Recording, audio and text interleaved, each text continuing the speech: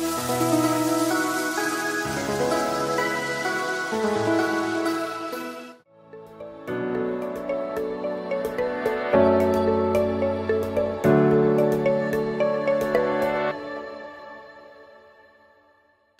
jemaat Tuhan, saya Pastor Yer, selamat datang di Kingdom Devotion.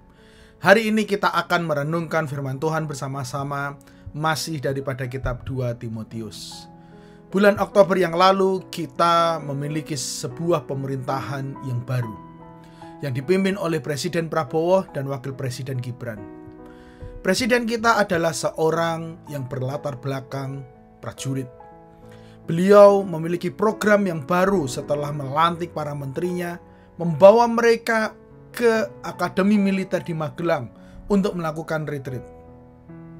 Salah satu tujuan beliau adalah supaya para menteri bisa bekerja seperti seorang prajurit yang terus berjuang dengan kerjasama tim demi mencapai sebuah kemenangan.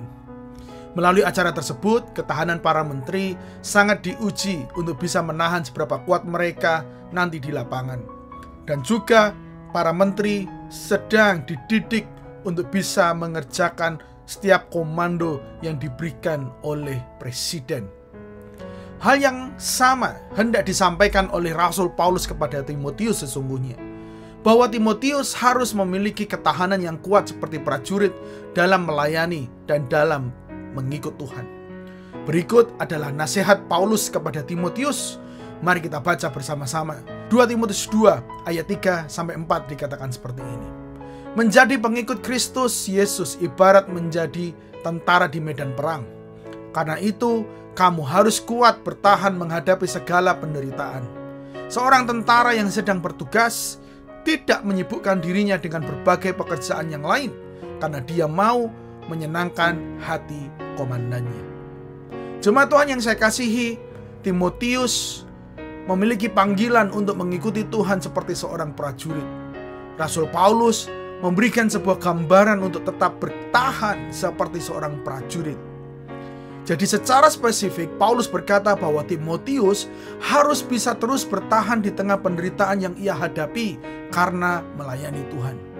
Penderitaan bisa datang dalam bentuk fisik, penderitaan secara jiwa, penderitaan bahkan secara rohani sekalipun. Itu semua harus dialami oleh Timotius, dan Timotius harus bertahan, tidak boleh menjadi lemah bahkan putus asa di tengah jalan. Paulus telah menjadi teladan yang baik mengenai hal ini. Sebab meski banyak penderitaan yang ia alami karena pelayanan, Paulus terus berjuang supaya Injil terus diberitakan. Dan hal kedua yang dinyatakan oleh Paulus yaitu seorang prajurit harus fokus kepada perintah komandannya. Tidak boleh mengerjakan hal yang lain sampai misi atau tugas yang diberikan terselesaikan dengan baik. Jadi, apa sih yang bisa kita pelajari melalui ayat ini? Sebuah perintah juga yang harus kita lakukan secara sederhana, di mana perjalanan iman kita harus kita jalani seperti seorang prajurit yang berjuang. Mari kita semua berjuang bersama dalam perjalanan iman kita. Musuh akan berusaha menggagalkan, musuh akan berusaha mengalahkan, musuh akan berusaha menghancurkan kita dengan banyak cara. Dengan begitu, mari kita terus bangun ketahanan kita. Mari kita bangun terus kekuatan kita supaya kita bisa terus setia. Kekuatan dan ketahanan bisa kita bangun melalui hubungan kita dengan Tuhan. Contohnya melalui doa yang konsisten, pembacaan firman, bahkan adanya sebuah puasa yang reguler. Ketahanan itu akan terbangun kalau kita melakukannya dengan sungguh-sungguh dan bukan musiman. Jemaat Tuhan yang saya kasihi, mari kita bangun hubungan pribadi kita dengan Dia supaya kita bisa terus berjuang tanpa kenal lelah. Dan satu hal yang tidak kalah penting, yaitu kita harus memiliki ketaatan. Sebuah ketaatan yang konsisten terhadap firman-Nya. Karena tugas kita, misi kita sebagai prajurit Allah telah tertulis di dalam firman-Nya. Dan apa yang harus kita lakukan, melakukannya dengan setia.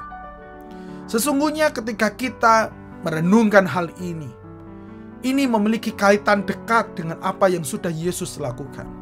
Betul, Yesus tidak datang dalam bentuk seorang prajurit, seperti manusia biasa yang tidak berdosa. Tetapi yang Yesus lakukan setiap hari, sesungguhnya telah seperti prajurit yang berjuang. Dia menahan penderitaan selama melayani, bahkan dia melayani sampai mati. Ia melakukan satu misi, dan satu misi itu adalah daripada Allah saja, tidak ada misi yang lain. Izinkan saya menutup dengan satu ayat untuk mendorong kita bisa terus berjuang seperti seorang prajurit. Yohanes 4 ayat 3-4 dikatakan seperti ini. Kata Yesus kepada mereka, makananku ialah melakukan kehendak Dia yang mengutus aku dan menyelesaikan pekerjaannya. Saya berdoa kita akan terus setia dalam perjuangan iman kita seperti seorang prajurit. Prajurit yang terus kuat dan terus berusaha menyenangkan komandannya, yaitu Tuhan sendiri. Mari kita berdoa. Kami ucap syukur kepada Allah yang telah mengingatkan kami semua melalui firman-Mu. Mampukan kami menjalani hari-hari kami, perjalanan iman kami bisa terus berjuang seperti seorang prajurit. Kami butuh kekuatan Allah, kami butuh ketahanan yang daripada Allah, supaya kami bisa mencapai garis akhir dengan setia, tanpa kekurangan satu apapun. Tolong kami semua Tuhan, tolong kami semua Tuhan, supaya kami bisa setia sampai garis akhir dan menyenangkan hati-Mu melalui ketaatan kami. Di dalam nama Tuhan Yesus kami sudah berdoa dan mengucap syukur. Haleluya. Amin, amin, amin.